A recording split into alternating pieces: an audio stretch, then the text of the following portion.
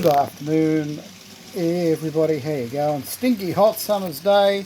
Had a bit of rain overnight and doing that, but still apparently going to be a stinker. I don't think it's going to get as hot as what they say they're going to do. Anyway, welcome to the shed for this Friday update. Bit of a quick update. I thought I'd bring you up to date with what I've been doing on the roo nuts this week. A lot of stuffing around. I normally work early in the morning, then knock off around 1 or 2 o'clock and do design work and other work in the office because it gets a bit too hot. But anyway, created the background, printed up. I used the method where I printed 3D vinyl stickers and then stuck that on some foam board. I actually used foam board, not foam core board this time. There is a difference between the two.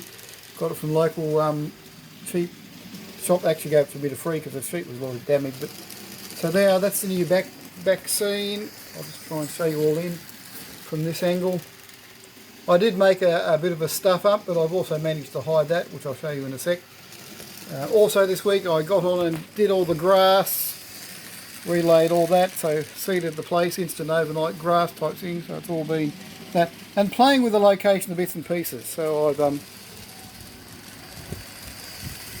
played with the location of the crane, the buildings and the junkyard and bits and pieces. Now the last version of this, there was a building in the background, but now the building is just a backdrop instead of actually being a physical building. And the chimney that used to be over the other side, I've remade a chimney, so don't panic. There is Fred. We all know who Fred is, the man in the blue boiler suit. So nothing's been actually permanently affixed, but you can see there is Fred, and I whipped up a 3D chimney. Now the 3D chimney is going here because behind the back scene there is a stuff up. I stuffed up because I'm not the best. Show you down there. I don't know if you can see it too well. But there's a misaligned joint that is really poorly done. You actually can't see it too well from that angle. Believe me. Oh, there you go. See that big white line there? It's a big stuff up. But how about that? So we put the chimney there. That'll hide stay stuff up, and we'll do the same with Fred because we've got to have Fred. So there will be the we'll set the light when it's done. And put the ladder in and set Fred up. If you don't know who Fred Dibner is, you need to go and Google. So that's where we're up to on that, and sort of like working out the junkyard, bits and pieces, doing a bit of an update on the crane, so a bit of yellow paint, got to go and touch up, so yellow paint, black paint on the cabin. Allison, don't panic Allison, the pink locos still exist, they're still there. I had some locos years ago that I'd undercoated in pink spray, and somebody who I know called Allison said, oh, you'll have to do a pink train, and I thought, maybe not, but I did pay homage to Allison and the pink train. Also hides a bit of the entrance to the building so you can't see. So there you go, Allison, pink train. So that's where we're up to. Oh, there's been an earthquake over there. Look at that train falling over. So that's where we're up to on the roo nuts. It might be going out to an exhibition next year. Somebody did comment and say, hey, you haven't done any exhibition stuff. Haven't seen you for a couple of years. It's been about 5-6 years since I had an exhibition there. But now because the Twin Pines is sort of like permanently shed, it can't go on the road. So stay tuned, you never know, we might actually do a bit more work and get the roo nuts out there on to a show or two. This is ON3, what was it? Not ON3, ON18. So it's actually O gauge, O scale running on N gauge track to represent 18 inch, 9 inch gauge. Anyway, it's really narrow. So they are meant to be tiny if you look at the size of Fred compared to the size of the train. Anyway, so that's look it up, search it. But it's when you use 9mm track but in O scale. So I think it's ON18. Anyway, not as bizarre. What else is going on this week? Not a lot. Been up and down. Had a bit of a storm this week and bits and pieces. So I've had to do some yard work again. Another tree had to come down. Well, limbs off a tree. Didn't worry me because I'm totally deaf, but apparently we had a limb that was banging on the carport half the night and keeping the neighbours awake, so had to delimb that. Yeah, I didn't even notice till old mate next door said, hey, can you maybe trim that limb because it bangs on your carport and keeps us awake at night, and going, oh, okay. Naughty gnomes! If anybody wants a naughty gnome for Christmas, we have a bunch of naughty gnomes now. These glow in the dark.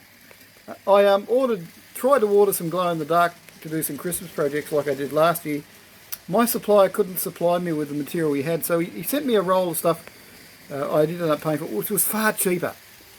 Ridiculously too cheap, and I found out why it was ridiculously too cheap, because it is really, really bad stuff to print with. It jammed up machines, did all stuff.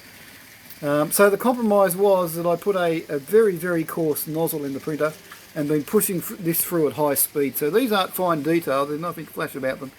It takes me about 2 hours to print out these gnomes, but I'm using that recycled material. It's about the only, this is like the waste. The amount of waste in getting this project to print has been phenomenal. These bits of waste glow in the dark. But there you go, there's a bunch of naughty gnomes. If anybody would like a naughty gnome, or have somebody you'd like to contact, like to send one for Christmas. They're pretty rough, they're pretty quick, and they're done at really fast print, but there you go. That's a batch of naughty gnomes. I think I've got enough material to do one more out there. That'll be it. So I'm just going to print them until I run out of material. It stressed me so much. I've never given up almost on printing with material before, but to figure it out. But anyway, there is really, because I'm using a 0.8, which is about almost a millimetre nozzle on the machine, A, it can print them out high speed, A, it can print it very fast, but B, there's no sort of like quality in the detail. They really are a bit rough. But anyway, we did something with it.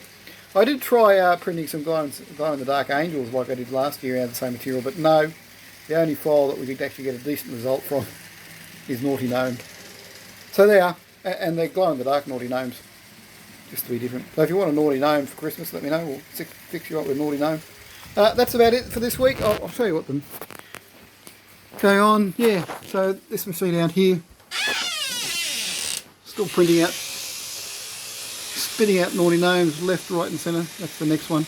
Takes about 2.5 hours. This stuff is called Overture Easy PLA. That's the details.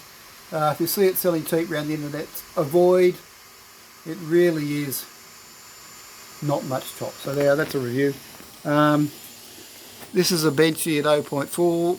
So I proved that I could print about it. If you know about Benchies, there's a test cube that we did, because and it just wouldn't run right, had issues, so we've got to run it at high temp, super fast, but the machine's doing it. But I'm running an 0.8 nozzle, not the standard 0.4 we run, to do a bit more detail. So it can run at twice the speed, twice the capacity, but the quality's not there. Anyway, that's it for this week. Don't forget to like and subscribe. Getting close to the silly season. Keep safe, look after yourselves. Catch you next week. Bye for now from Dave in the Shed.